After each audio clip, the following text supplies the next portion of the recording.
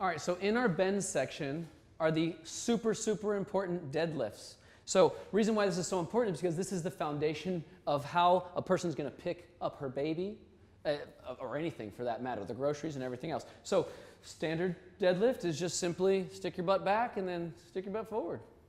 And of course we can add dumbbells and all sorts of things to this. It's important to teach the right motor pattern though. So the right motor pattern means that her glutes are the primary activator. A lot of people will say, oh yeah, it's all hamstrings, and they'll lock their knees. Don't want that at all. Good core breathing and glutes, glutes, glutes. Okay, so now we're moving to the sumo deadlift.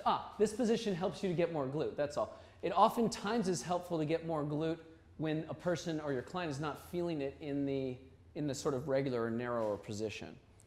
And how's that for you in terms of glute? Do you get more glute this way? Mm-hmm. Yeah, great. So then just same thing. Glute activation number 1. Number 2 is core activation. And for now, we're really not bending out of the spine. So she's doing a great looking job of it. She's bending from the hip. That's our bend pattern. And she's stabilizing with the core. Cool.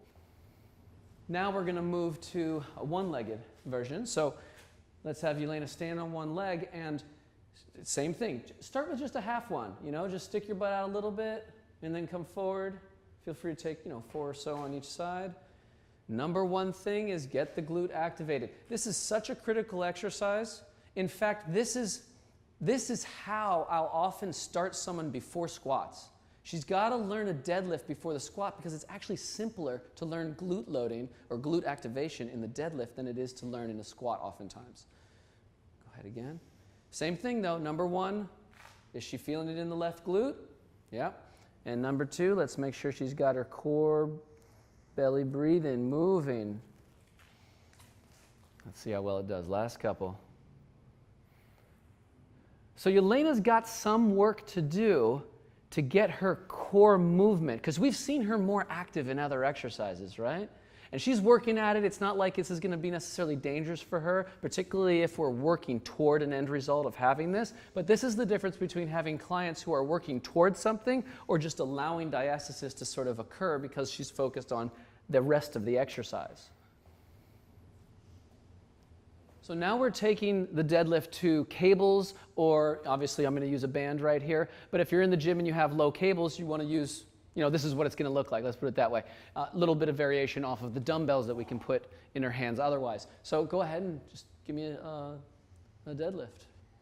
And the deadlift, it's the same thing. She's got to be getting her glutes on. She's got to use her core activation. She can, of course, go sumo with this.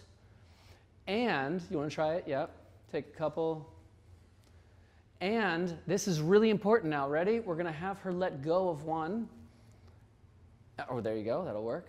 And now with shoulder blades together, I should actually make a real big point here that this is not just 2 activations anymore. This is 3 activations. Number 1 is glutes. Number 2 is core, not even necessarily in that order. Number 3 is scapular activation. You can go ahead to the other side. What this does is it puts a rotational influence in without having to load her in a traditional abdominal exercise. So now we're doing abs, but we're doing them in a deadlift. Nice and awesome.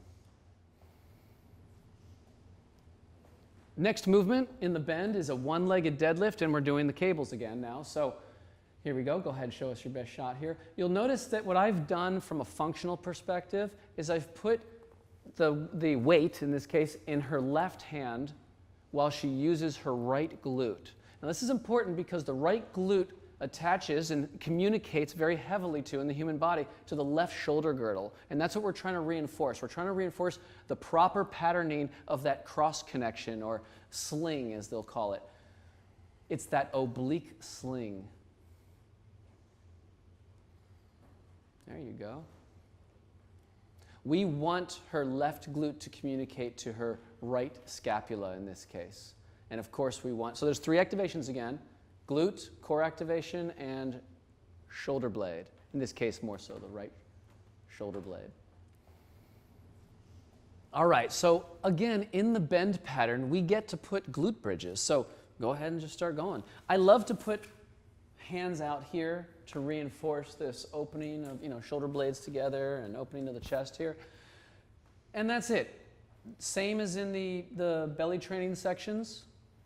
She's using her core breathing. It's good. Nice to see this moving a lot here in this position. And she's feeling her glutes. She can, of course, move to the one-legged version, which means that you're shifting weight. Let's start with 90%, well, or start with 100%.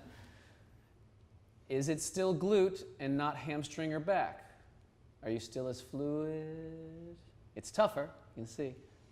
Stay fluid with it, yeah. There you go. There you go. So she's connecting with her breathing to kind of make it a more fluid and rhythmic motion. That's great. And of course we can do, why don't you show the 90%, 10% one, just as a way to get there. So this can be 60-40. You know, go ahead and start as you're ready.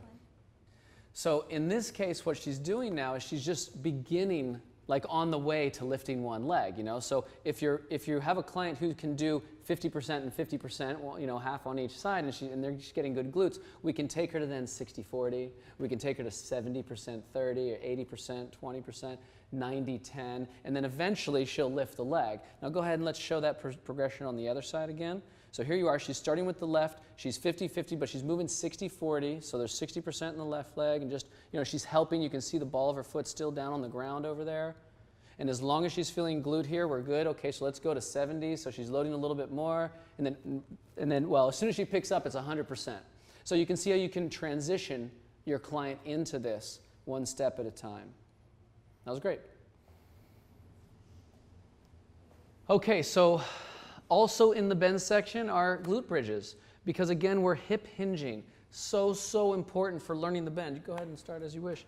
And just like in belly training, here we are, and there's many variations. So Yelena will do a couple here. She's getting her glutes. We're pulling in the belly, or I shouldn't say pulling in. We're core breathing. We're doing both. Right now, what she's working on, because she's pretty good at having that inhale big, she's working on getting more of that TVA and pelvic floor, I should mention too, right? That's what the core breathing belly pump is. And then to make it a little more aggressive, we can go 10%, 90%, or something like that. So here she is. She's got 70 or 80% on her right leg. She'll take 2 or 3 there, and then she can put more of the weight on the left leg. And here we're adding to the stimulus. The more weight we put on one side, the more the rotational influence is in the midsection. We're doing abs again. We're doing core stabilization in a rotational plane. That was great.